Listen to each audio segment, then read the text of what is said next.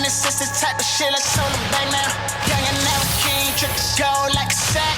Ducking from the laws with the dogs, bring the scat out. Talking all that shit, you sound like Charles while I'm Shaq.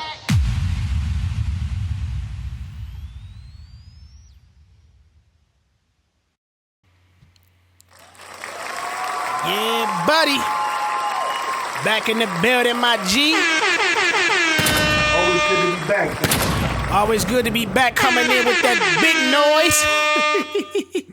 noise. Hey, Cat's gonna make a whole nother podcast talking about big noise, huh? Talking about big noise, bro. Let's get Coming in, dog. What's popping though, my G? We back at it again, dog. Short week because the last one dropped on Thursday, but we back at it on Wednesday. What's popping in your world, G? Man, just good to be back, man. You know what I'm saying? A lot of news to get to. A lot of different things happening in the world, and so yeah, it's been a good week, man, and just excited to kind of get it in, man. I'm glad to be back. What's good with you?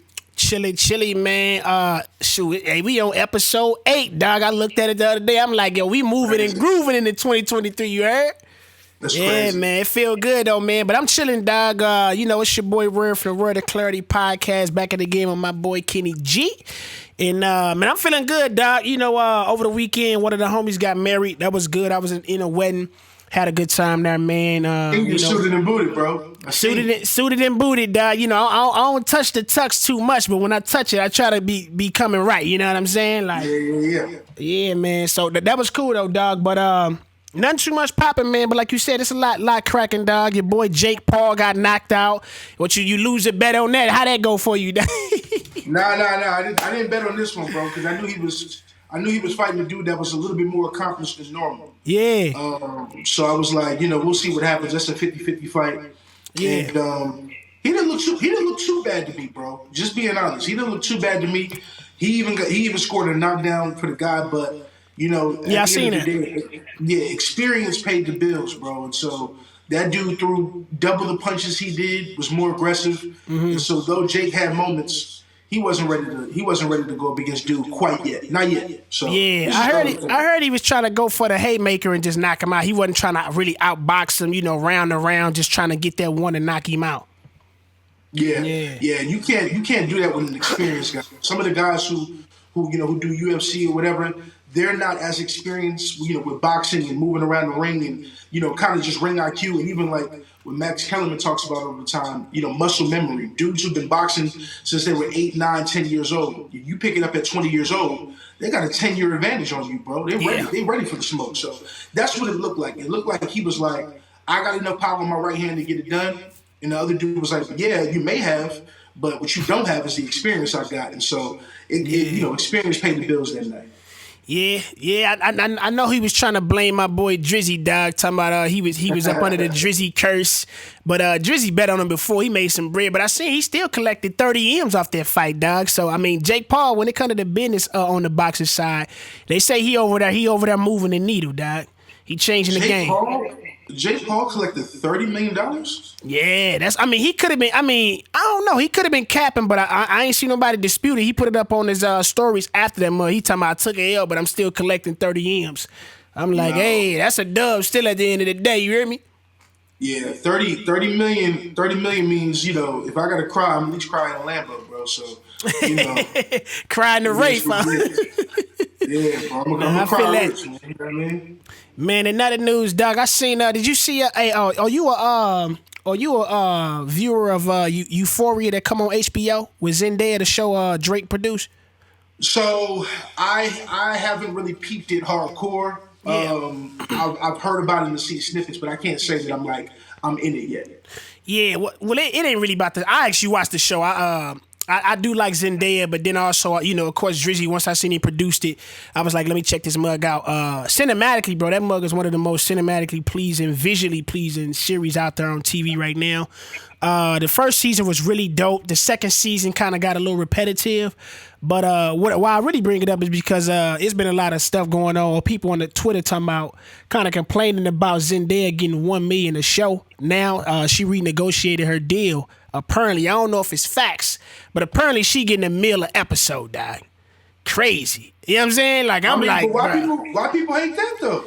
I don't know if cats don't think she that dope of an actress or an act, or they just think it's unheard of because they like 1 million a show. Like that's probably the coverage of a cast on some shows. So, but Zendaya's big time. You know what I'm saying? Like she get big movies, be in big feature films and all kind of stuff. Spider-Man, like she be everywhere though, dog. But I seen kind of a lot of people on Twitter making some noise about that, dog. I thought that was interesting. G, I'm like, hey, more power to you. You know what I'm saying?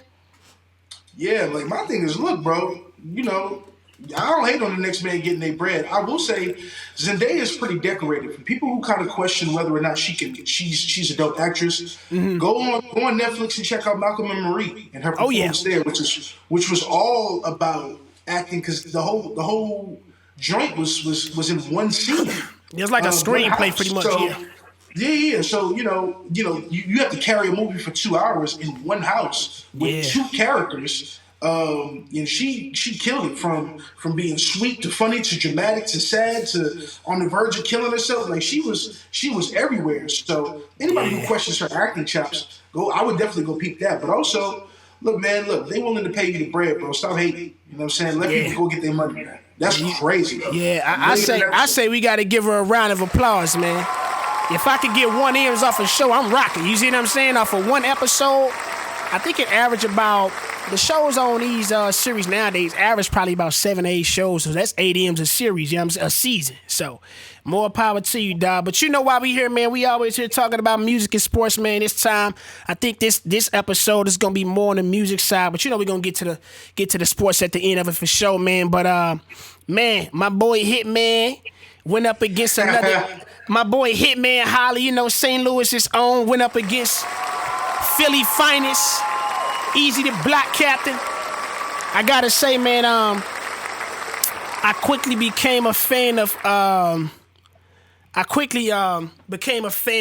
EAZY real quick, dog. My first interest to him was EAZY versus Chess, and that mug to this day. Since then, I ain't really seen a battle on that level yet. But I was already a fan of Chess, and at that point, I ain't know nothing about EAZY, so I'm like, bro, Chess finna get him up out of here. I ain't know much, but the other cats I was looking at that mug was like, hey, don't sleep on EAZY, and sure enough, dog, that mug was like battle of the year that year, dog. That was a couple years ago, dog, but did you catch the EAZY versus Hitman? I did. Watched it in its entirety. Yeah. Peeped that mug. Let me What's your immediate thoughts, dog? How you feeling about that mug, G? Yo, let me just say, that first round was one of the best first rounds in battle rap that I've seen in a long time. Yeah. Hitman's energy out the gate, I was thinking, it's going to be a long night for EAZY, bro. Hitman, that aggression, the hand movements, the working off his brother, you know what I'm saying, working up the crowd. He had a few haymakers in the first round. His first round was special stuff. Vintage Hitman, for people who were kind of questioning after the Cassidy performance, and I forgot the performance he had before that. But lately, people felt like Hitman kind of in the Wild 'N Out scene has been a little bit commercial. So what does he got? I feel like he let people know, no, I'm still capable of high level battle rap. And that first round from Hitman was great. I personally have Hitman winning that round, even though what EAZY did coming behind him was incredible, bro. And I probably remember a little bit more what EAZY had to say because of the way he sets up his round. Yeah. But I remember what I felt off of Hitman's first round. So I got Hitman in the first. But outside of that, bro, EAZY the Black Captain has still, in my opinion, yet to lose a battle. And that's scary because like he's been in there with some heavyweights now. He's fought Chess, Hitman, he fought Calico. Dude's building out a little resume, and he's not losing. Hey, so let me get in right there. So I haven't seen EAZY resume of fight, not fighters, but battlers that he's battled so far. But I'm hearing that he definitely don't lose, but I'm hearing it's a lot of debatables. Like right now, like the one I seen recently, the one outside of the Hitman is the Chess. I got that as a debatable, right? Okay, yeah, that's fair. I got that as a debatable. But outside of that, I've been hearing like he don't be losing. Like I ain't never seen a whack performance by EAZY either. But it's always sometimes a toss-up. What's your take on that from the ones you didn't see? Yeah, that's true. That's true. He's been in some wars for sure. But my thing is like, I would consider those wars that he's been in either him getting a slight edge or those just being really good classic battles. Yeah. And I don't feel like any battler who's in a situation where it's so close, no one can tell who won. That's not a loss for you, because that's what you want. That means people are gonna go back and watch it a couple times. Mm-hmm. That means cats gonna talk about it. You're gonna hit somebody's phone and be like, "Bro, you got to watch this battle and tell me who you got." And that means more traffic for you. I think that's how he was able to kind of build. What he did with Belair for his short time being on that series. And, shout out to that. Even just his notoriety, in the battle rap scene, building as fast as I've seen anybody's build of late. He's somebody to be reckoned with. So yeah, I feel like he's been in a few wars for sure. Yeah. But those wars have kind of worked in his favor, and I think they're true toss-ups. Okay. I see what you're saying, dog. I'm gonna definitely have to get back and go look at more of it, what's in this vault, to check them out. But my immediate thoughts from the Hitman versus EAZY, like, yeah, I definitely agree. First round was crazy, dog. Hitman came with that energy, like it felt like Hitman pretty much ain't even take no time off. You know what I'm saying? And from that alone, right? Because he ain't battling at the rate that the cats are battling this era anyway. He taking battles like sometimes from year to year, coming back doing kind of like prize matches, like kind of like Floyd do in the boxing world now. But the fact that he able to still punch at that quality level and like had a type of punches and still had that performance element that he always bring, I was madly impressed, man. Like, no bias. Of course, I'm from the Loot. My guy still Hitman.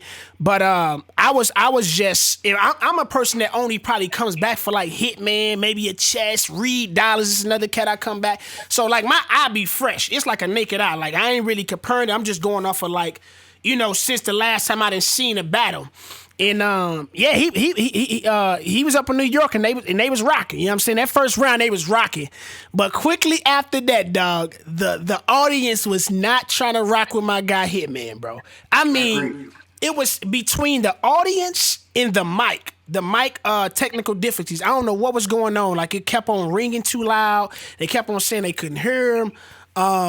And it was even kind of hard to even enjoy it from just looking at it on the camera on the TV screen, because I'm like, I can't really always get into the and a lot of times when it comes to Hitman, he's performance driven, so you want to see him finish out bars and finish out punches fully, so you can really get the vibe and the energy that he carrying with the bars. But between, like I said, the audience being too loud, keep on saying, yo, quiet it down, chill it out, and then the mic stopping, trying to fix the mic, I'm like, bro, it's taken away from the performance, and just the battle was in its entirety. So it was kind of hard to really enjoy it, dog. You really only can kind of focus on the bars, and like, EAZY has some punches and some haymakers, dog. That I guess all straight niggas go to Hollywood and just unlock. I'm like, oh, hey, bro. I'm like, hey, dog. I'm like, bro. He came in with that fire on that mug, bro. Cause Hitman was on the Jason Lee podcast or whatever with Remy, man. I'm like, Hitman, he's steadily moving up in the entertainment business and just industry as it is. Shout out, round of applause for the Bags and Bodies. Definitely doing a lot for the culture, battle rap and the battle rap community. So you gotta salute Hitman for that, man. But that was kind of easy setup, you know what I mean? You go on a Jason Lee interview and you battling against a Philly nigga. Them cats gonna take whatever they can to use it in the battle. So salute to EAZY for getting that one, dog. And then he had that other one. He was like all my niggas is on Tubi because they don't know how to act. Something like that, bro. I was like, hey, that mug, bro, crazy, dog. Like, EAZY was going crazy, dog. That basketball scheme he had, he said he played 4 quarters. I played 2 halves. Ooh, he said, you played 4 quarters. I sold 2 halves. We not the same. That was crazy.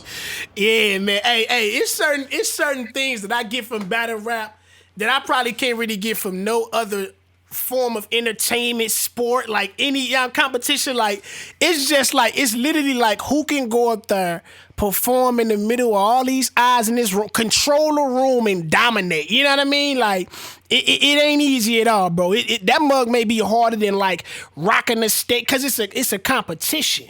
And cats ain't, or everybody in the room ain't really looking to rock with you. You know what I mean? So to turn the tides for somebody hating on you to rocking with you, that's a different type of superpower, dog. You know what I'm saying? But I scored it 2-1, dog, easy. But I said it's a possibility that mug can honestly be debatable if I went back and rewatched it, and if it was actually crowd cooperation and the mic issues wasn't going on. But I thought because of that, they were definitely on EAZY's side. The crowd, like every time EAZY went, bro, it was like quiet as a mouse. He barely had to. Only thing he had to do, his mic was kind of messing up too. But outside of that, it was rocking. You know what I'm saying? So I feel like they need to have more battles in neutral grounds, bro, neutral regions, because when you got a cat out there that's killing it, no matter where they from, but the bias is so strong, it's like, it takes, and I don't know how, I've been to a few battles, and I ain't really seen that type of impact where it's so biased left or right, but East Coast is already biased just hip-hop in general, right? Just even outside of battle rap, it's manly biased just because it's the origins of hip-hop, you know what I mean? Like, a whole lot of that is because of that. So I'm like, man, I wish, this mug maybe was like down in the South. Ain't nobody from the South that was on the card, at least between the two headliners. But yeah, man, what you feel about that, dog? Is it something they can do about that, or what you think? Yeah, I mean, see, the thing about it is, I think that, I'll talk about the specific battle first. The Hitman, for some reason, lost the crowd after round one, which is weird to me because his round one was excellent. Like, it was rocking. That was incredible. You know what I'm saying? So why would you turn away from him after the first round? To me, if you want a classic, you stay with both dudes until somebody genuinely falls off. And I actually think that Hitman's material was much better being able to watch it on camera than probably people who were in the room or in the building. Because in the building, I know it looked like 3-0 EAZY. I know it did.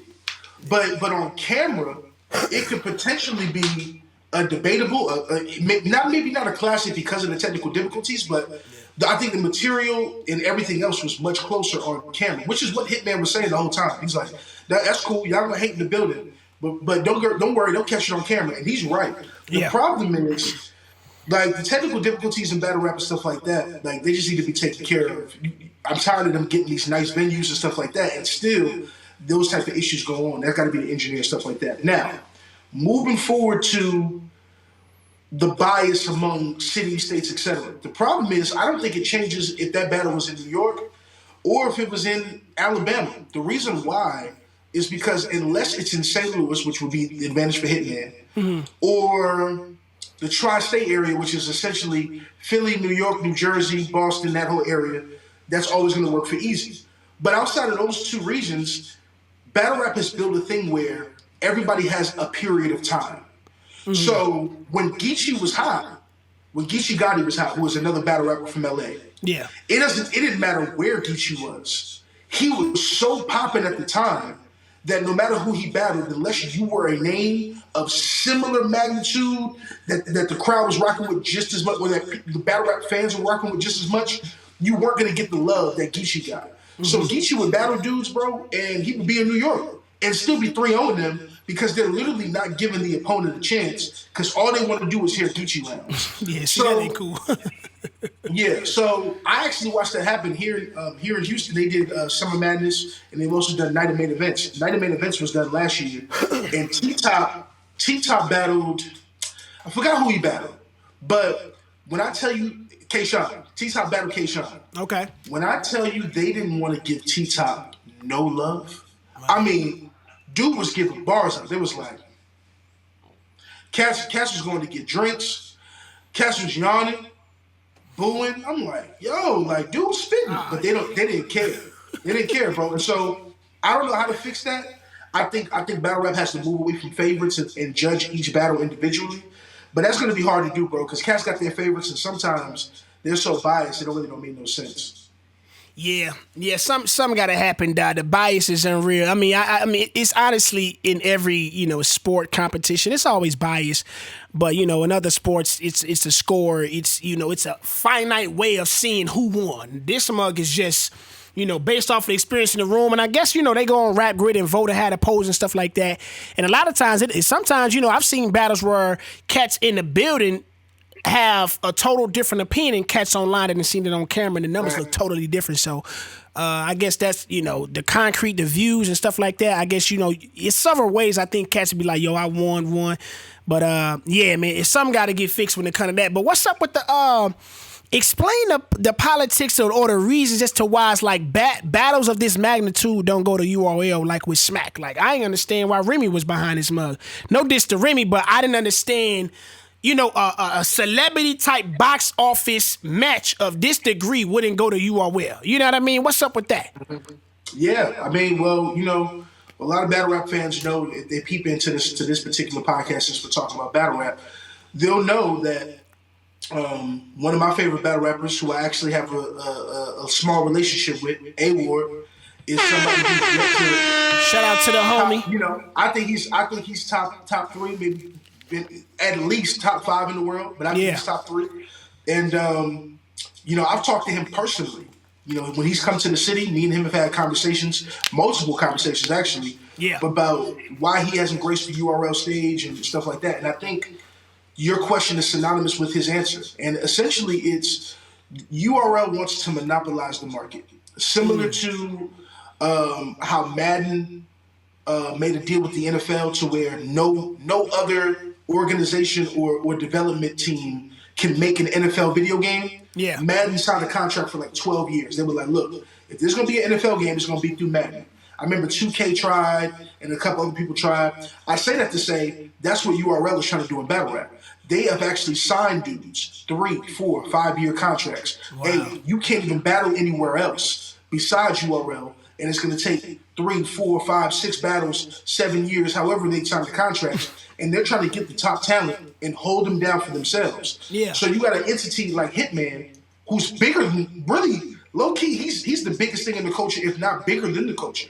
You can't hold him down. He's on TV. Right. Yeah, he's got his own show now, right? He's got a TV show on BT as well as Wild 'N Out. He's got Bags and Bodies. He's got too much stuff going on. Yeah. You can't hold him down, so he's not signing that contract.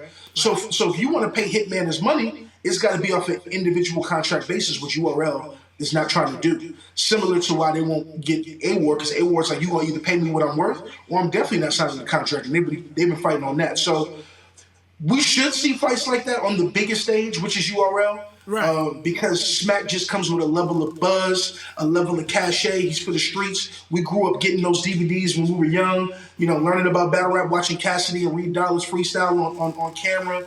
You know what I'm saying? Even talking about how, Fab used to do his freestyles through Smack and stuff like that. So we wanted to be on Smack, but Smack's business is, it's either URL, it's either what we doing, or you got to move on. So that's kind of why we don't see those big fights. Yeah, that's crazy, dog. Because something like that, man, I'm sure the fight still did crazy numbers. It was on pay-per-view still. For sure. But like you said, like Smack he come with a certain cachet. Maybe certain people view in just because of that. But I just think, yeah, man, something like that, it got to be done right. And it was still cool, but maybe the mic and all the stuff that was going on wouldn't happen if it was on that type of platform. But yeah, man, all in all, man, I think it was a dope battle, man. Still a fan of EAZY. He definitely doing his thing. Shout out to Hitman as well, dog. Both of them cats on TV doing their thing. I see Hitman kept on saying, like, you want to do celebrity versus celebrity. You don't want to do that. You know what I'm saying? Like, he out here he say somebody trying to I think he said his grandma had problems keeping up with who I was in character. I'm like, oh yeah, that mug crazy, dog.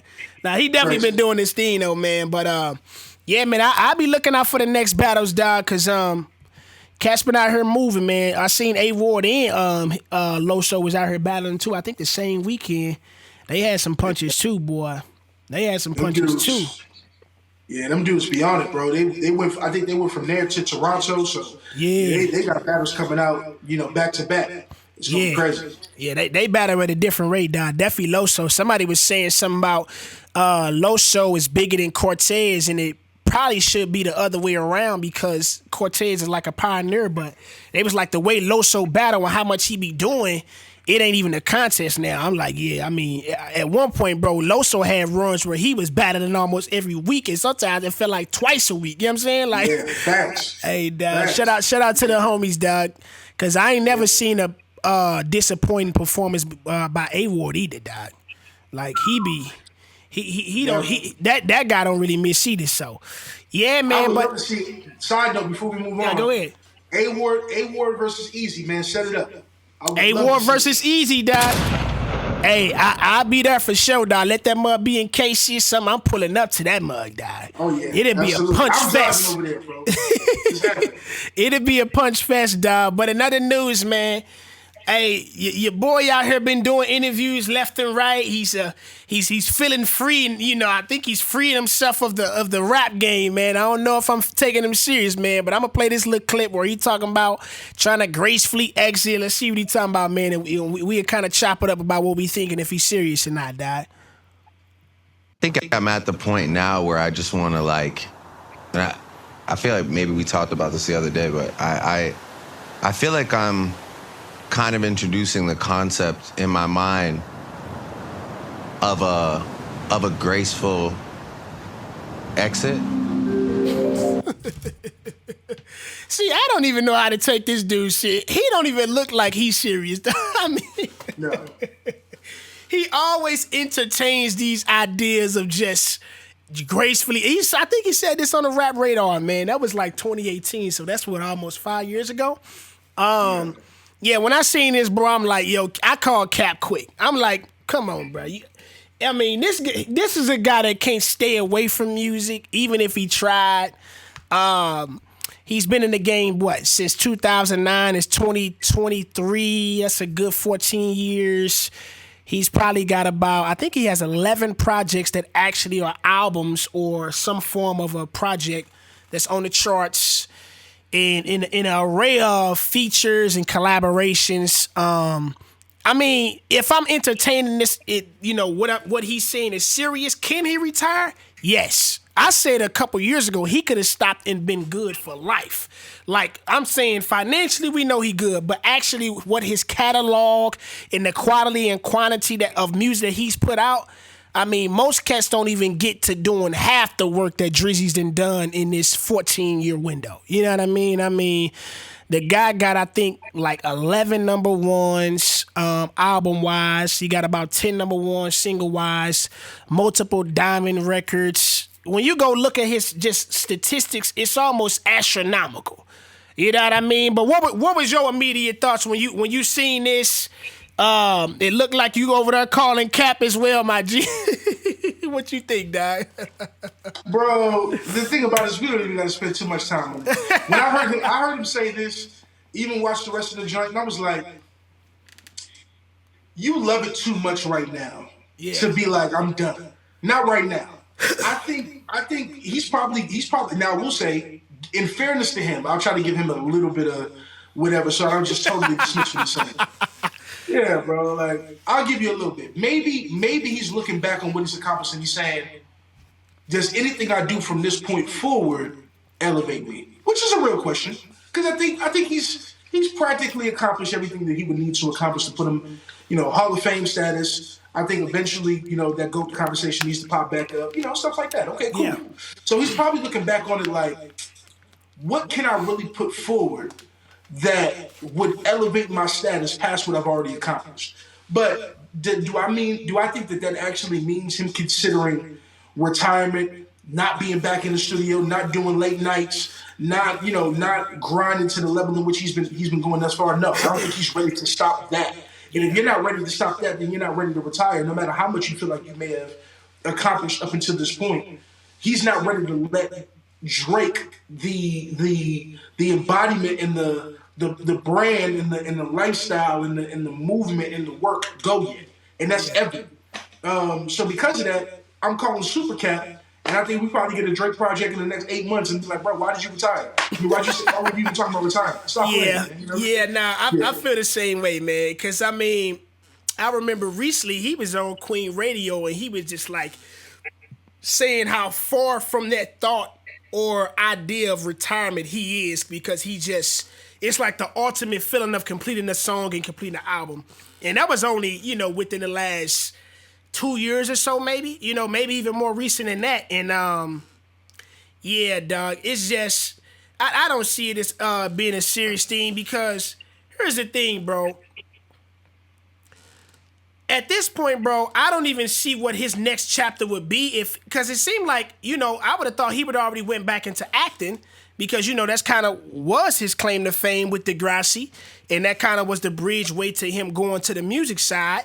But he's never really got back into playing in the film or series, nothing like that. I actually think he is a pretty comical guy, but he hasn't done that. You know what I mean? So I feel like what this was is him. He talking about introducing the idea of gracefully exiting. I think he's introducing the idea to the world of kind of giving them a disclaimer of like, what's to come after this?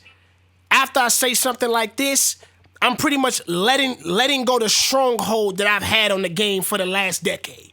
So kind of resetting people expectations. I don't know if he's going to live up to if that means not dropping an album or project every year, if that means going away for 2 to 4 years. If he's trying to introduce that, I think that's what that was. But I don't think he's somebody that really can stay away from music, just because, I feel like he feels this is his purpose. You know what I mean? And from the quality of work, I believe, it highly is probably one of his purposes. You know what I mean? And I think that's kind of what he was trying to introduce, without actually saying it like that. So if somebody starts to get going and starting to take over, which is very hard to even see that, right? Because if it's somebody who we think is the guy's going to take over, leader of the new school, when I look in the landscape, I don't see somebody that just says, yeah, it's my time. You know what I mean? People wanted to entertain the idea that Baby was the guy. I felt like he definitely had a run to be in contesting for that. Travis definitely. Yeah. Prior to the Astro World stuff or the Astro Fest, Travis definitely was one of those guys. I still think he can regain some of that traction. I don't think it can be to the degree of, the Jordan 1s, Travis Scott, McDonald's meal, while also going crazy with Astro World, the album. I don't know if he can get back to that level, but I think he can regain a lot of that traction to where his albums are doing pretty big numbers, having some number ones, killing tours and things of that nature. But yeah, man, it's not really anybody out there that I'm like, yeah, that's the guy. You know what I mean? It's really hard to see it, at least to the level of what Drake is. It's really not anything like that. So, what do you think? Is there somebody in mind that you think that can even garner that amount of success and dominance? Hey, I had to use the word garner. Because when you talking about the level that nigga Drake is and still is, I don't even know if he can let that go. You know what I mean? It's incredible, dog. It's incredible. If there is, we haven't met him yet. So there's no Vic Wembanyama in hip hop right now. Because Victor Wembanyama is definitely the guy people were screaming at over the cats that's even killing it in the league right now. and for right reason, he's got the tools for sure. But is there anybody I see in rap right now with that level of expectation, cachet, potential? Not right now. I don't know. I will say this though. I think we always going to get somebody who is going to come to be that guy again. Yeah. I just don't think it's soon. Hey, it's so hard to wrap my mind around seeing who that is outside of Drake, dog, because he's been that for so long. Yeah. It's and prior to that, you got Wayne, and then it was kind of a sharehold of a cast of rappers that kind of had it before Drake and Wayne.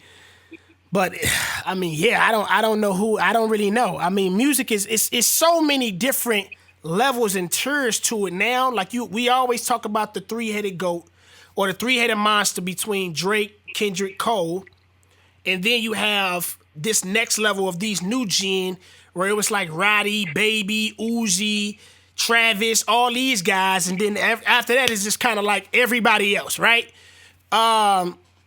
So when you remove Drake and then Cole and Kendrick aren't the most active and they're already up in age, so it ain't like, it can be handed off to them. Them guys may be gracefully exiting at any moment. Who knows? It's really hard to kind of see where we go from there. You know what I mean? I'll say this. An active Kendrick would have been able to challenge Drake throughout this run. He just isn't active enough, and I don't know if I think Kendrick focuses more on artistry and substance than he does work rate, which his fans appreciate and those who like Kendrick appreciate. But I think it's one of those things that's hurt him as it pertains to legacy. So I don't know, bro. I think I don't see anybody in this space. And I'm trying to look out in the wilderness to see who's out there. Bro, I don't see anybody in this space that if Drake was like, I'm done tomorrow, would be like, okay, we got him, and he's coming, and he's going to get ready to, like, I don't see that. Yeah. This reminds me, Drake's run reminds me a lot of what LeBron's run has been. It's like, but around, like, to me, this feels like Drake returning to the Cavaliers, or like when LeBron returned to the Cavs, he was still balling. Drake returning to the So he said Drake returning to the Cavaliers. Yeah, like he just got finished being dominant. Just got finished winning rings, and now he's gonna go back to his hometown and get a ring over here too. So like we're not even experiencing Drake's or LeBron Lakers time. We're not even experiencing that with Drake yet. We're not I agree. Yeah, he's getting ready to go to 5 more straight finals. Yeah, like LeBron did. I agree. So it's like, maybe a Steph Curry arises though, who can give him some problems. But right now, it looks like he's by himself about to win 5 more rings, bro. So it needs to be somebody that can come along and just take on that, man. But it really isn't nobody. Is there somebody else in another genre that's of the urban world that you can see do that? R&B world, alternative world. I don't know. Is there anybody in any world that you can think that can be like Bad Bunny? What do you think? See, here's it. Speak no English, but Bad Bunny? Yeah, see, that's what I'm saying. Like, I feel like in his world and lane, I don't know if he can be that holistically in the States to the degree of Drizzy, but I think he can definitely be that in certain pockets. But yeah, we would never talk about him though. We talked about him in comparison to somebody that we was like, is this something comparable? But it's just like without with it being so much Spanish speaking music, or you know what I mean, it would be very hard to see that happening, at least in the States, right? Outside of him, is there anybody? The Weeknd has almost been synonymously or simultaneously going as Drake has been going. But he definitely has been in similar spaces. You know what I mean? I just don't think a pop or R&B singers just don't really make as much music and they don't move as much as a artist like a rap artist does. But he's very much can check off a lot of the boxes Drake has. Post Malone, I felt was in that space at one moment. I like Posty, but I felt like Post was in that space at one moment. He started to get kind of out of pocket. The music took lefts and took rights. But I don't know. Harry Styles, I feel like well, I know he's huge, right? He's huge, but then I feel like it's a different world that loves him in another world that doesn't even acknowledge, right? It's really hard to think about. I don't know nobody that don't acknowledge Drake. You know what I mean? Like, I just don't know anybody like that. When you talk about the hoods, the burbs, the surb, anywhere, he's going to get acknowledgement. This man said the surface. I'm tired, brother. What'd you say, bro? The surfers acknowledge Drake, bro. The cats that be spending all their time in the ocean and don't get the music, bro. The surfers, bro, the exotic women, everybody and their mama acknowledges and knows a Drizzy song, have a Drizzy moment, something, bro. But yeah, man, this is a Drake moment for everybody, bro. So yeah, I don't see it in this. I don't see it in this time period. At least not right now. Somebody may arise. We're looking for it, but right now, if Drake were to step away, it would have to his the ground that he's covering would have to be done by committee. So that's what we would be looking at. Bunch of dudes getting together. Yeah, it'd have to be the field, man. But I know he's not one guy. If Drake decides to do this, which is a common trend going on right now, sell his catalog, his would have to go between the upper side of 5 B's to 10 B's. Billions I'm talking about, you heard? Yeah, man. It's been a common thing that's been happening, artists selling their catalogs. I know one of the recent participants of this has been Dr. Dre. I believe he got 900 M's. I don't know if that's worthy of an applause or a gunshot. I read about this, but who did he sell the catalog to? I think he sold it to like one of the majors. If it was Sony, Universal, I think it was just one of those, right? One of the people that's behind buying up a lot of catalogs right now is Scooter Braun, which a lot of people probably know him or associate that name with the discrepancy that happened between him and Taylor Swift. If you don't know the reason why she's been having to re-record a whole bunch of her old albums, because I guess the paperwork and business fully was kind of in the ownership of Scooter Braun, and she wasn't receiving the funds that she probably believed that she was supposed to. So, I mean, salute to her on re-recording all that, because that's a grind in itself, right? I've had times where I had to re-record verses, maybe songs, but albums, and to channel that same emotion, you can never really get it, right? But yeah, he's with I believe the company is called Hybe, Hybe. They have been buying up a lot of people's stuff. They bought QC from Coach K and P over there down at Quality Control. That's the owners over the artists of like Migos, Lil Baby, Yachty, what's that? City Girls, those people, right? They bought up the catalogs of those artists, is what I believe. And I also heard another thing as to why a lot of catalogs are being bought out is because a lot of this music is about to be somehow integrated into the metaverse. And you know you ain't gonna be able to just take people music without owning the licenses and all the master or the publishing behind it without people coming after you to sue it. So we gonna offer these artists a bunch of money to buy so we can go and work it how we want to work it. Well, what you feel about this latest trend, man? Is it something you feel like, you know, it's just the evolution of where technology and music is going, or do you see something else going on where this is another instances of artists and creators being taken advantage of, and they don't know what's happening up under their nose? What you think? Yeah, so first and foremost, let me get this out the way just because it's in my brain. Whenever I think about like catalogs and publishing, I think about Irv Gotti, who said, "Ashanti, you're not getting your publishing." And this dude was dead serious, bro. He told Ashanti. He was bugging out on that video, bro. No, he told Ashanti, he said, "You're not eating, you're not getting your publishing. I own your masters." Was that him on Drink Champs?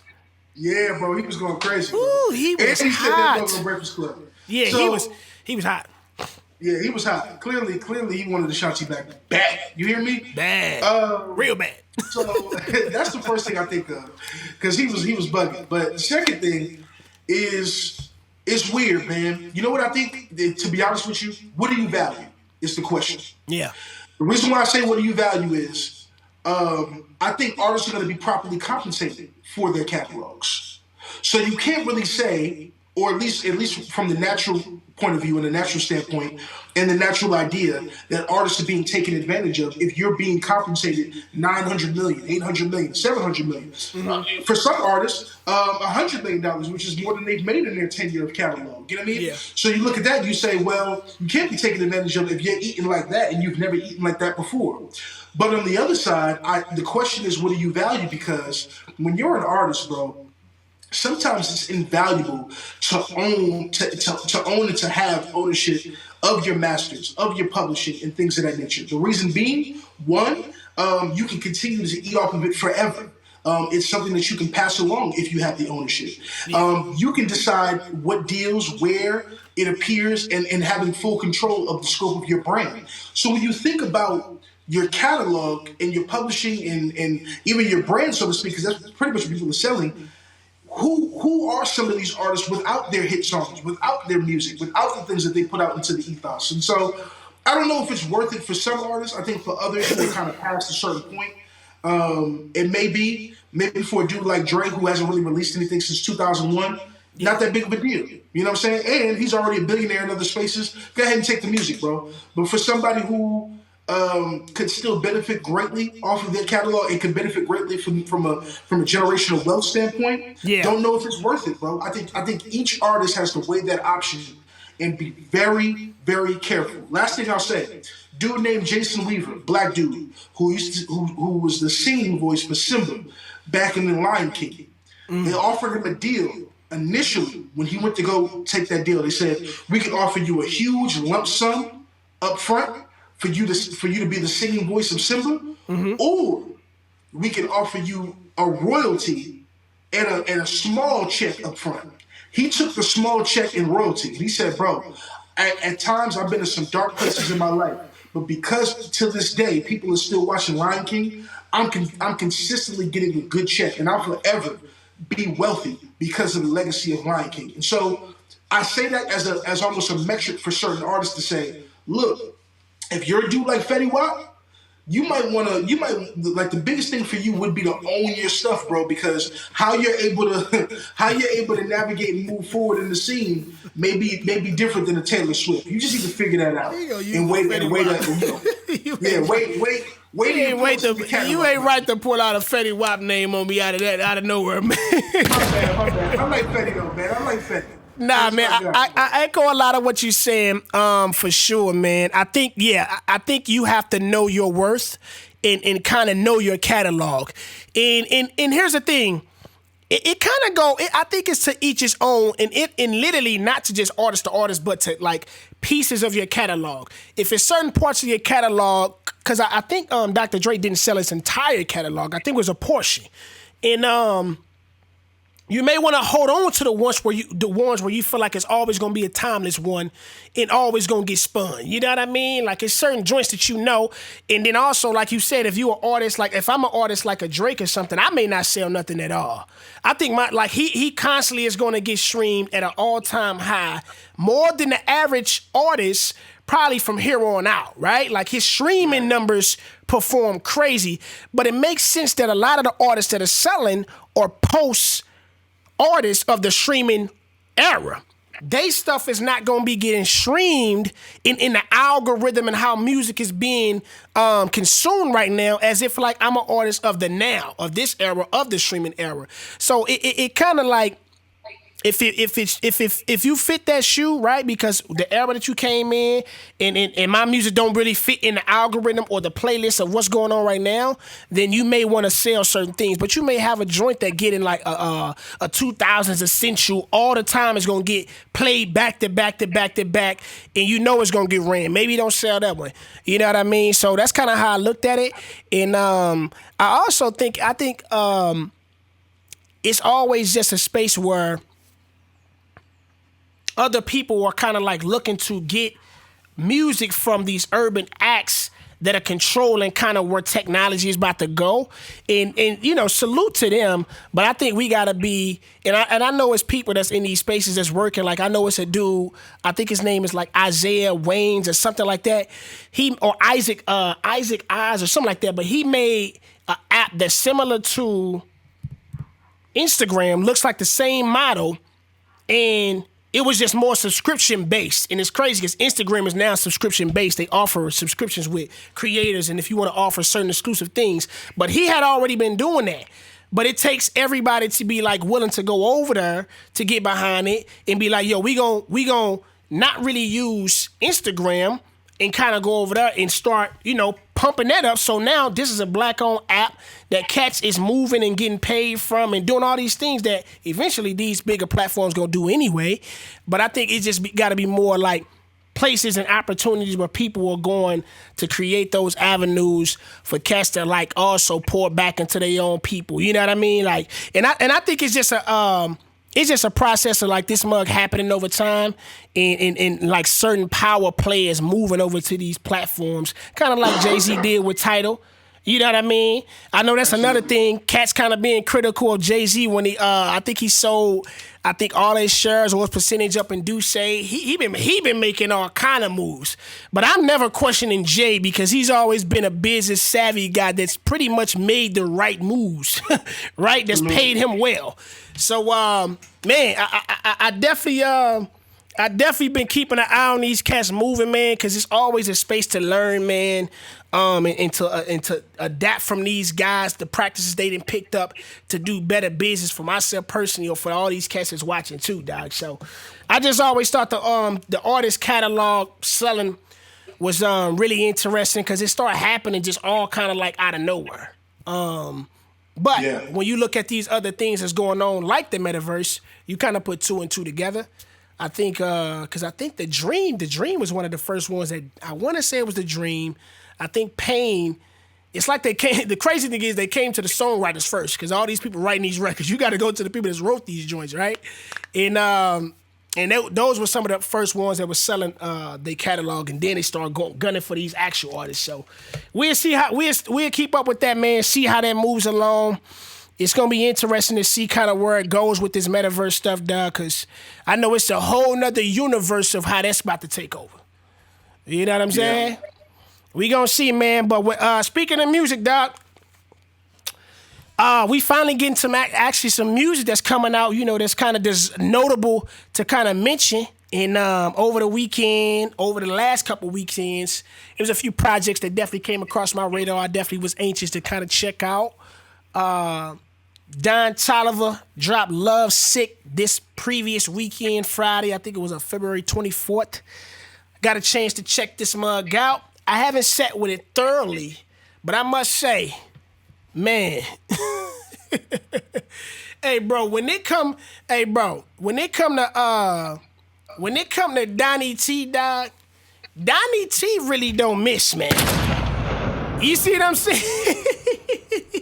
Donnie T feel when it comes to music is incredible, impeccable, and you can really hear the paying attention to detail when it comes to how he's trying to execute his music. You know what I mean? Vocally is always pleasing. Productionally, I'm always taking off my feet. This album, I wouldn't say it grabbed me from the jump like Life of a Don did in like his debut. But the more I kept playing it, and I haven't even played it that much. Like I probably only got through this album probably twice. But on the second go round, that mug was already feeling just even more than I felt initially, dog. Some of my favorites on this mug, dog. Let me pull this mug up right quick, man. Some of my favorites on this mug off rip definitely was Time Heals All. Love that mug. Time heals all. Heals all. Time Heals All is amazing. Private Landing with Justin Bieber and Future. Can't go wrong with that one. Man, Company Part 3. He just knows how to give you them vibes, dog. You know what I'm saying? Like, he really does it for me, man. And I'm never really disappointed when it come to Donnie T, man. Like, I pretty much got him 3 for 3 with his debut, Life of a Don, Love Sick. And look, here's the thing. He really put his foot in when it came to the visuals on this one. It seems like to kind of be like a short film type of vibe. I haven't sat with it thoroughly yet, but what I'm seeing thus far, it's been looking pretty astonishing, man. What's up with you on this mug, though, G? Ooh, let me just say this, bro. He had to woo himself after that, man. Yeah, bro. Let me tell you, bro. This dude, when you talk about a guy that doesn't miss, that's 100% true. Yeah. Donnie T, for me, bro, is a guy that understands melody, understands music, understands placement. Like, he gives you what you need when you need it. He's like a dude that, like, he hears an instrumental and then he starts painting a canvas. Like, this is the vibe we're going for. This is the direction. This is where we're taking it. Yeah. Like, to me, he's a rare breed of artist. You know what I'm saying? And so I ain't gonna lie. When I found out we were gonna cover this, I was a little nervous from the standpoint that, you know, like that project, we had settled that one for months. Oh, yeah. We were talking about that in the chat for months, bro. Yeah. So for you to drop Lovesick and as a you know a next follow up project to that, I was thinking to myself, he's probably gonna. I'm expecting a major fall off here, dog, because like the stuff that we had on that project was crazy, but it didn't disappoint whatsoever. Yeah. Like whatsoever, bro. I agree, man.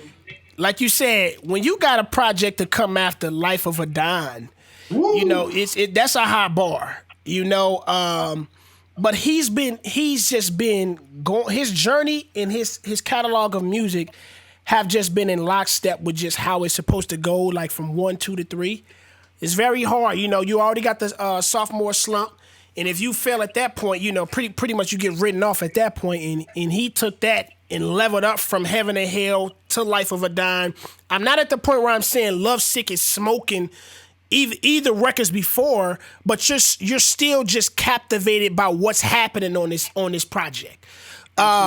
It's not I'll say it's not reminiscent in a way that makes you say this is just the continuation of Life of a Don. He still has his sound while also experimenting and kind of evolving what he already has in his catalog. And that's the thing. You have to know how to build on top of what you already have while also consistently elevating your sound to feel like every time I come to a project by this artist, it's a new offering, not the same offering. And he does a great job at that, man. The way I've always described Donnie T to a lot of people is just like a more melodic Travis. Vocally, he has some sounds and tones that sound similar to Travis, but it's a little more melodically inclined. You know what I mean? Like you said, when it comes to attention to melody and his execution, it's a very rare space that he enters where you don't even know if he's rapping, singing. You don't know what he's doing. He's just doing it. You know what I mean? Like it's special stuff, dog. And the thing about it is that's so crazy. I think the best artists develop a formula, but can always evolve, like on top of what they've already developed that they know works. Yeah. And I think to talk about like his projects and the trajectory, Life of a Don was very hard to follow. And no, it doesn't just sound like one big Life of a Don Part 2 into the next such and such tracks. No. Right. This actually is something that you can go, okay, I can see a clear pivot here while keeping all of the elements that I love about Life of a Don and about who you are as an artist, which I think is very rare, bro. And so Donnie T has a very bright future. My only issue with Don is, will he ever, and I know, you know, obviously he's tied to Travis, but will he ever break away from that shadow enough that people will give him the individual credit that he probably deserves? I don't know. It kind of stops him from being the star I think he's supposed to be because his sound, his style to the average casual listener won't be able to do too much of a differentiation between who they're listening to, and they're not able to digest the music on a deeper level. So for them, it's like Don Toliver, Travis Scott. I mean, you know, apples. People will be just like, I'll just take Travis. I see what you're saying. Yeah. Now that's a good conversation for sure to have. If I ask myself, does Donnie Toliver have star power that can garner the magnitude that Travis does? I would say no, right? Does he even have that if he was outside of the branch or the tree of Travis? I don't know. Here's the thing. I'm a music connoisseur. I don't know how much I prioritize that. Because some of the people that I enjoy thoroughly, I don't know if they ever reached that or ever would get to that point, right? Tory Lanez, for instance, is one of them. I never knew or kind of projected him being the level of a Drake or a Travis. I just knew he'll stay true to the music, which he has. Donnie Toliver is another one of those guys. And I think what those guys can do, and I think what is pleasant and pleasing for them that brings satisfaction is they build a cult following, right?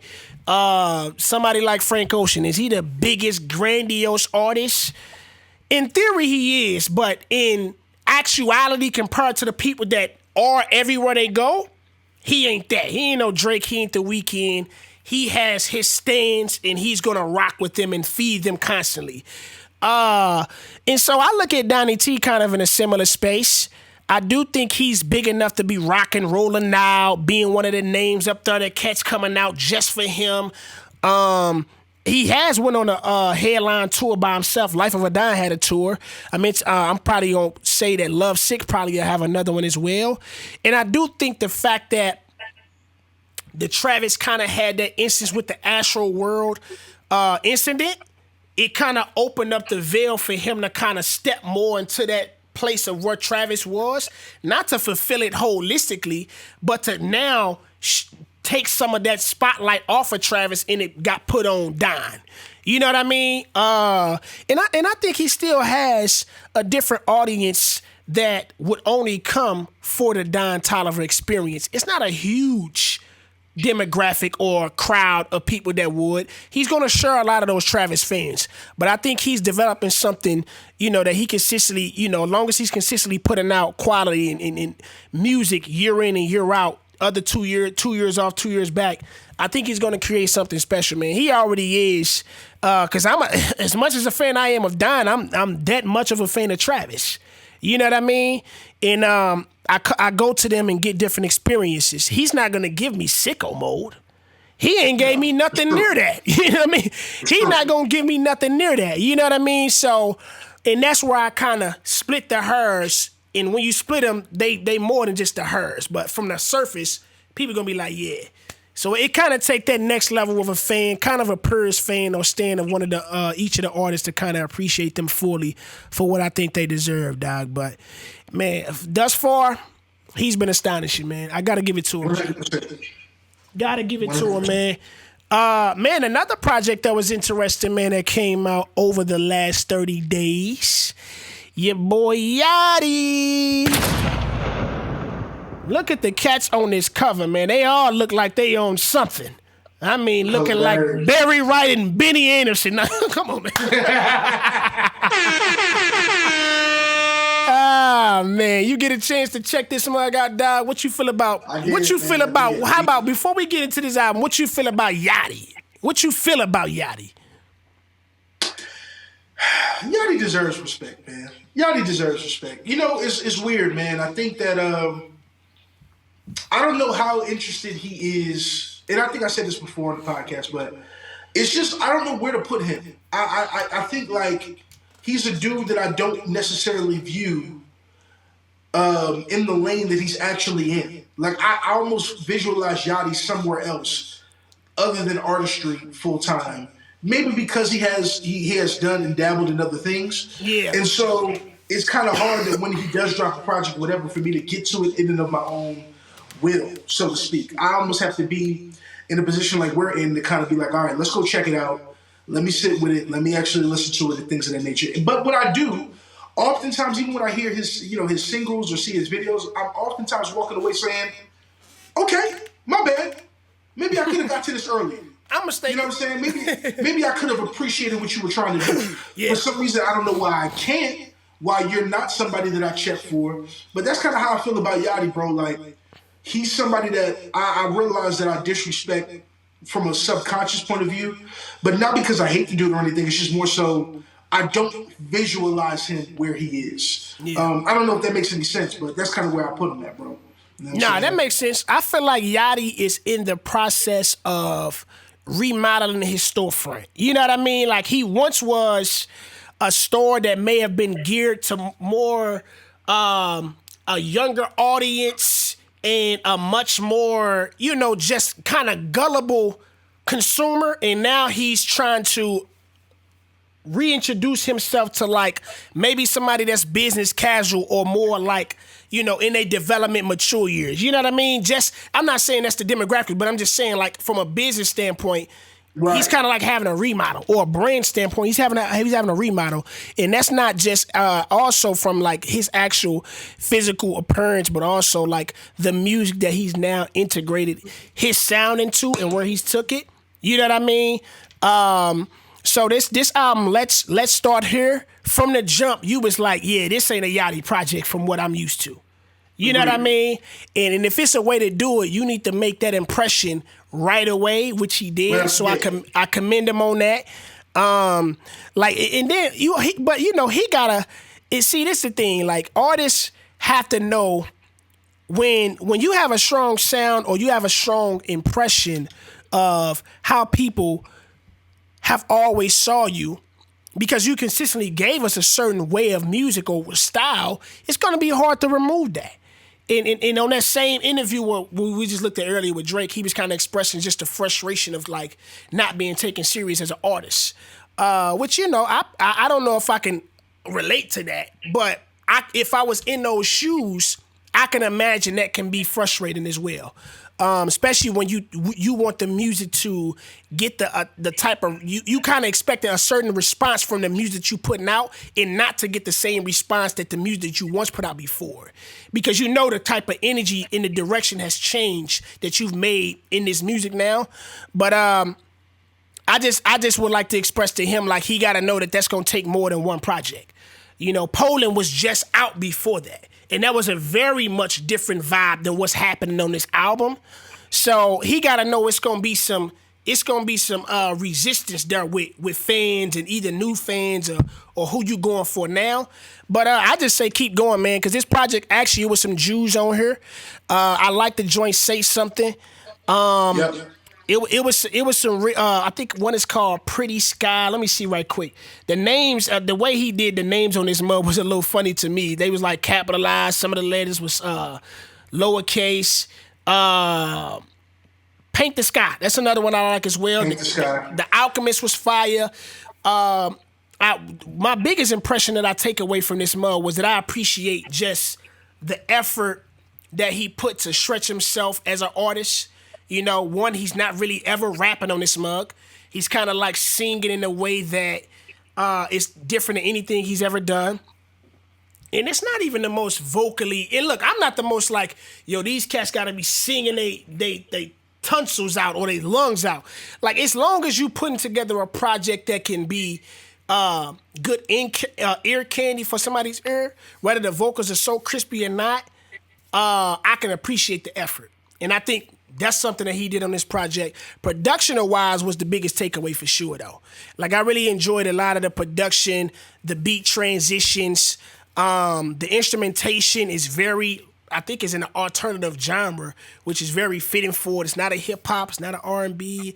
It kind of got a nostalgia-ness to it. You know what I mean? Like, what my boy Tory wrote one of the records on here, like, I feel like when it comes to recent projects that have shifted guys in the urban space, that alone at Prime has definitely birthed a new awakening for cats to do something different. You know what I mean? Like, everybody is trying to, kind of get into a different bag that kind of makes them look different than what they typically does. So, yeah, man, I thought it was a solid record, man. I thought it was solid, man. Definitely unique. Definitely surprised me big time. Definitely surprised me big time. I think his approach was one that I could appreciate. And I think, going back to what you said earlier, with him, I would definitely advise him to keep going, because, people need to, when you make such a sudden change like this, people need to be warmed up to the idea to put you in a different box, and even to be awakened to what you're actually capable of. Yeah. If you've been showing somebody, let's take sports, since we're a sports podcast, it would be shocking to me to see a dude, and I've recently actually seen this, which is why I can bring it up, to see a dude like Dwight Howard out in the perimeter hitting 23s in a row. You'd be like, everything you've ever showed me in your career says you're going to go to the block, spin left, spin right. Sometimes you can't even do that. Got a pivot, you're athletic, you on dunk. Okay, cool. So when I see you in practice, in shoot-arounds, in open gyms, pulling from 30, but all you've ever shown me when it matters most is that you spin and dunk, you have to allow people to even, let's say I'm his coach now, so Dwight comes on my team. You have to allow me to awaken to the idea that you're capable of more than you've ever shown up until this point. And I think for the fan who's looking at Yachty in this project, yes, he catches you by surprise from the jump. From the intro, you're like, oh, okay. He wants to take us somewhere on a journey, but you have to allow people to be warmed up to that journey and then also be awakened enough to know what's happening to say, okay, now I can give you the credit for being able to do this. And so when you drop something, my expectations for you can be expanded. You can do, the little boat stuff, but you can also do this, and this can captivate me in a new way, opens up new fans, etc. So I think he just needs to be patient. Because I think people are looking for this, like you said, Alone at Prom being one of the first joints that I think really opened that barrier, which was an unbelievable project. And I'm hoping that we get more Lil Yachty, even if it's not in this space, just more expansion, more evolution as an artist that puts him in a box to let people actually take him as serious as he wants to be taken in artistry. That's what I'm hoping, at least. Yeah. I feel like he should take on the challenge of making people believe what you're doing is serious. You know what I mean? Because I think that also drives an artist to levels of creativity that without that challenge, you don't go. You know what I mean? Take it on as a challenge, man. For real, dog. Like for yourself and for your fans too, and to go on to new fans. You know what I mean? Because the people that take the risk, dog, I always see them come out on the other side better than the people that kind of play it safe.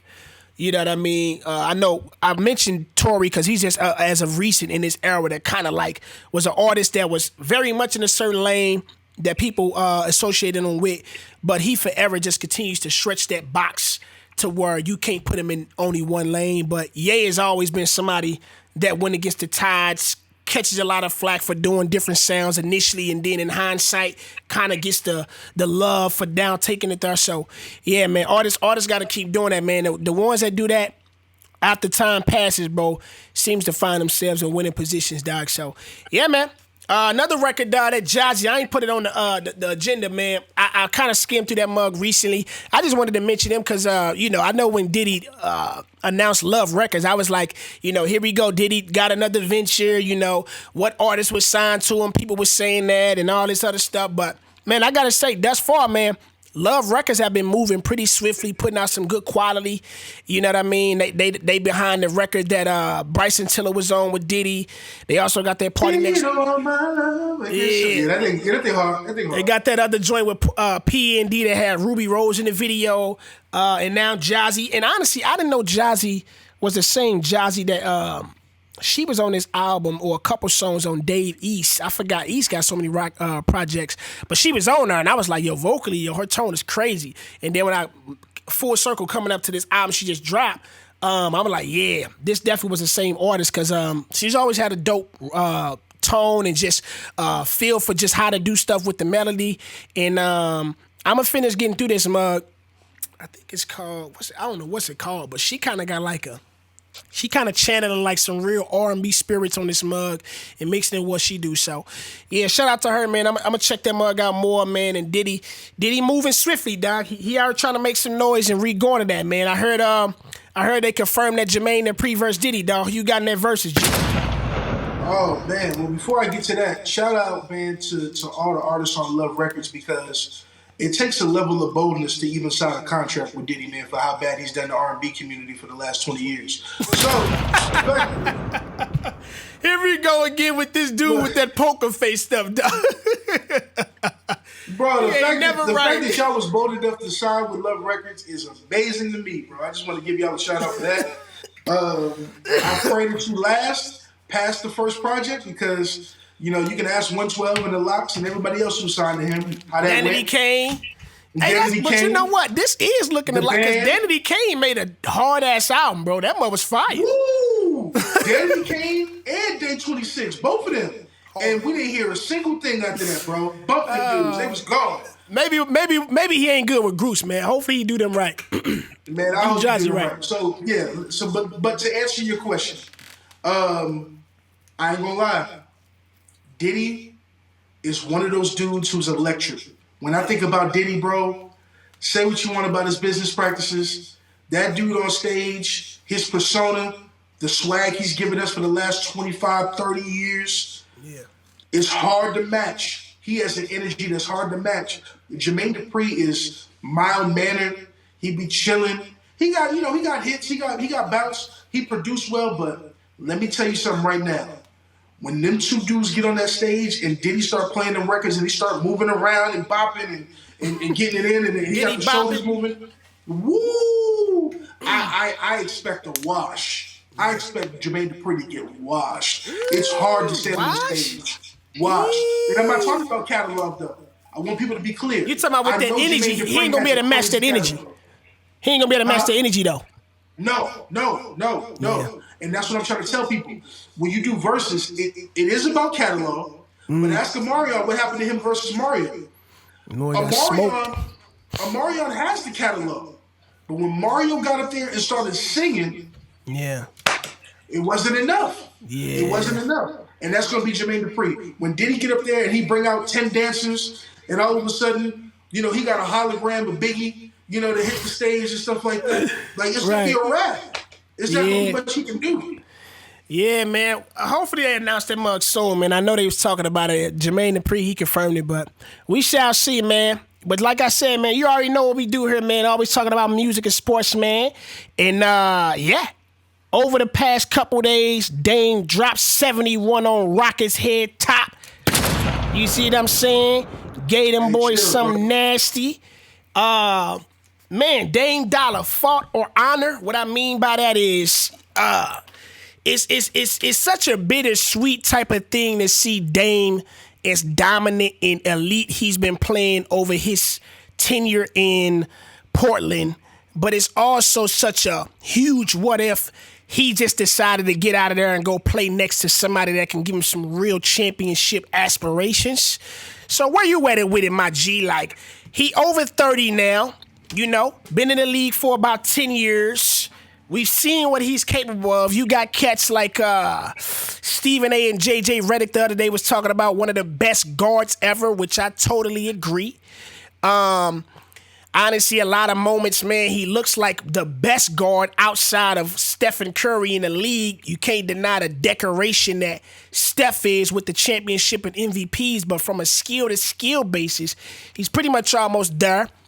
Steph does move better without the ball, probably a little bit more efficient, but when it come to clutchness, I may be willing to trade all that in that Steph got just for the clutch gene. So where you at with it, man? You feel like, man, we got to just honor a guy that's disloyal to a franchise, or you got to fault him at this point for robbing us of seeing him on that big stage in the finals and possibly giving us one of the best performances we ever seen, man? Where you at with it?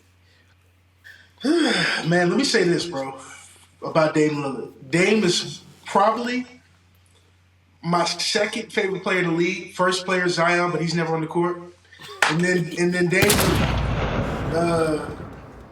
Dame is my guy. I love watching Dame play basketball.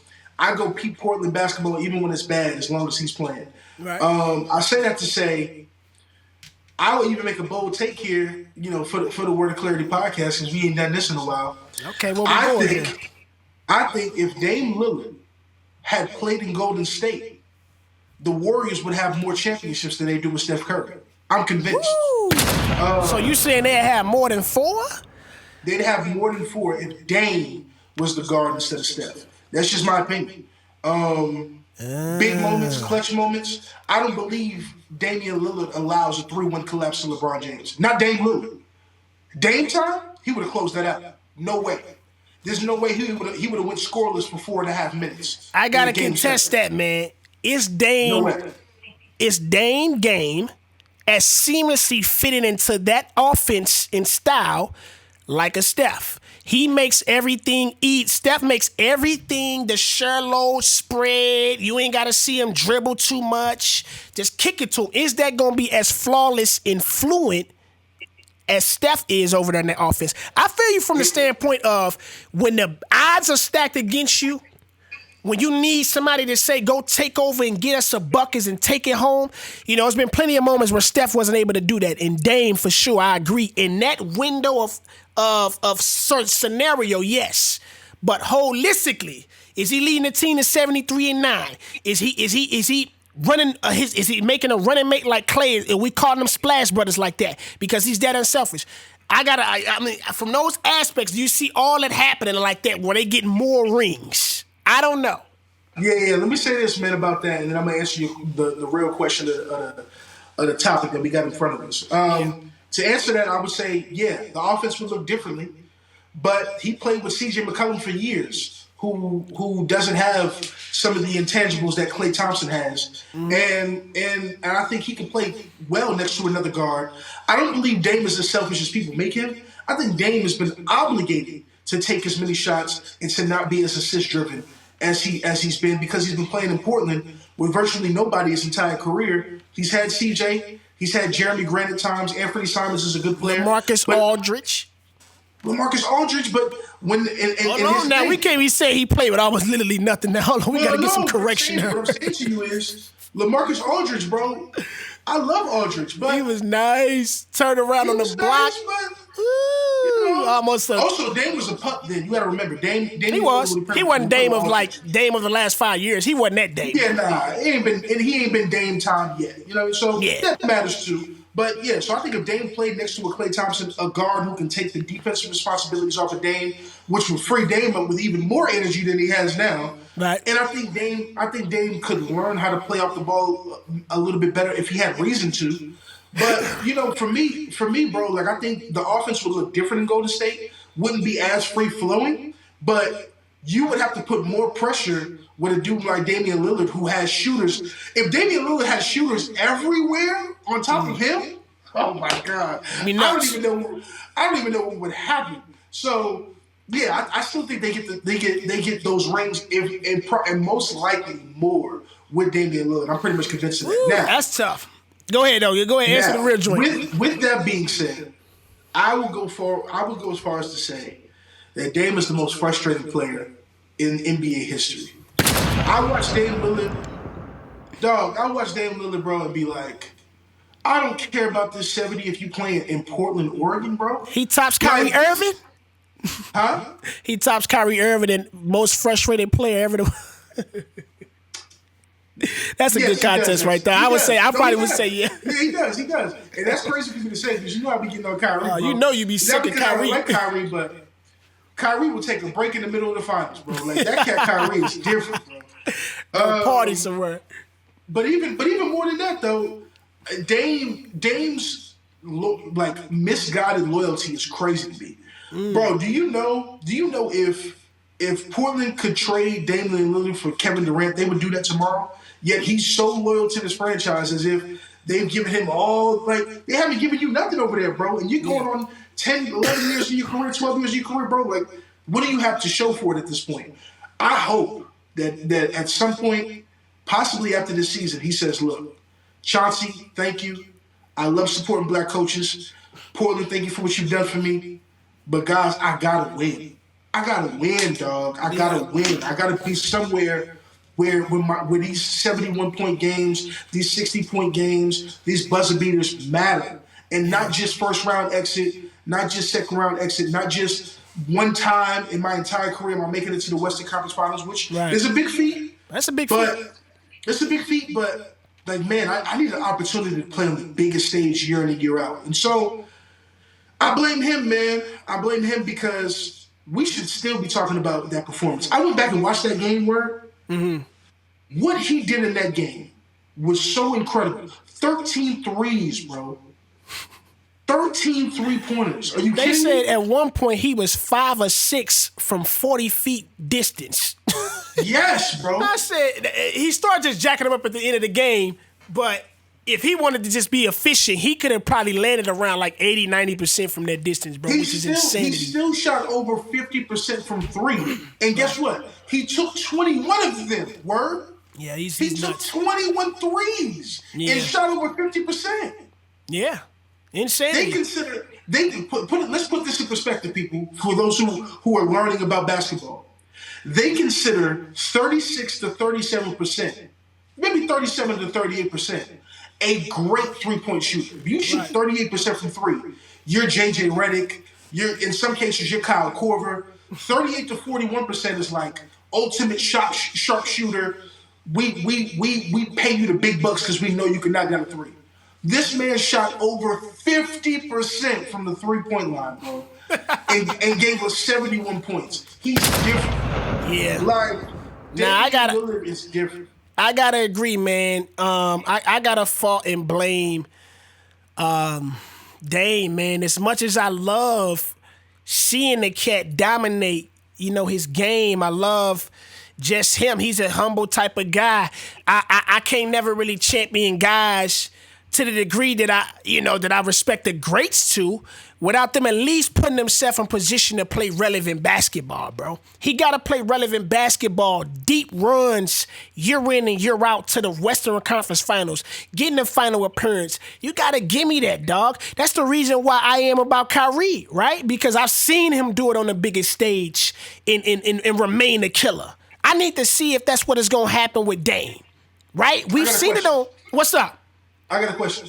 What's up? Who's better, Dame or Kyrie? I'm taking Kai. That's just my type of cat. I'm taking Kai. Who do I think, dog? Because I just gave you the reason.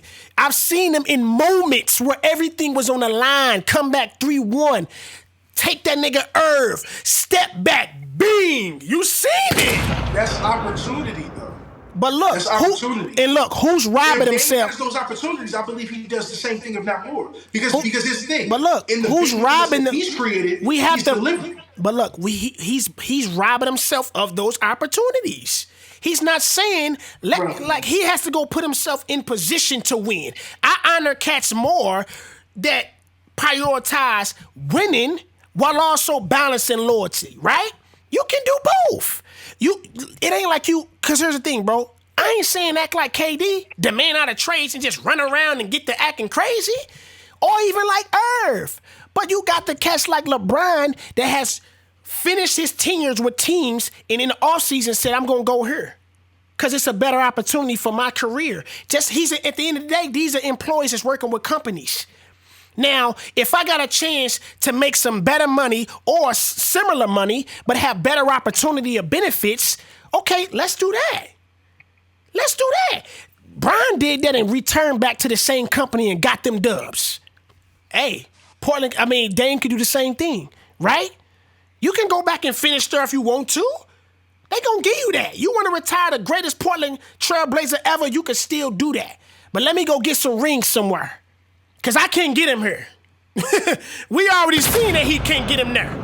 And you've been playing in the West your entire career, and you've been simultaneously running with Stephen Curry, which is the greatest PG outside of Magic probably, right? It's hard. You're not finna, and that's a unit. You're not finna, yeah, bro, you got Brian Neal same conference now. You got all these people, man. Yeah, man, that's why I gotta go with Irv, dog. You gotta fault Dame for this mug, man, because we need to see him play relevant basketball, bro. And it's such a heart-wrenching thing to think, dog. We've seen this dude perform at this level, but never seen it on the biggest stage where we desire to see it, dog. So, yeah, man, we still ain't gonna get to that deep dive with Victor this week, dog. Lakers did some moves, or it's some trouble going on in the Lakers nation now, dog, with Brian going down. So next week, man, we gonna have to get to that, dog. What you got for us on the way up out of here, though, my G? Yeah, one of the biggest things, man, we gonna have to cover.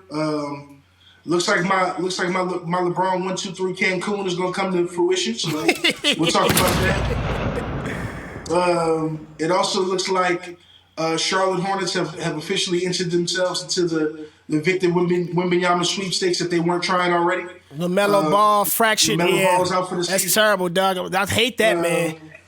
Yeah, man. We gotta pray for the Ball brothers, man, because them cats they can't hold up. Them dudes is. One of them can't keep a job. The other cats can't stay on the court. What's up with them, man? That boy LeVar and drove him down too hard, huh? Yeah, bro. LeVar did too much coaching in freaking JV and varsity basketball, bro. Now the cats can't play or something. It's weird. Something happened, Doc. Something happened, man. Yeah, man. Hopefully Melo, man, his pretty much season ended. It looked like you said, dog, my Lakers, man, they almost leaning towards Cancun 1-2-3. Hopefully not, dog. AD, you're going to have to put us on your back if it's a time that you want to show that you belong in a conversation with the Jokic's, MBs, and Giannis's of the world. The time is now, my G. You know what I'm saying? But, man, we shall see how we end up over these next stretch of games between this episode and next week, dog. But you know what time it is, man. It's your boy, Rare, from the Rare to Clarity podcast here with my boy, Kenny G. We up out of here. Yee, yee, yee! Yeah.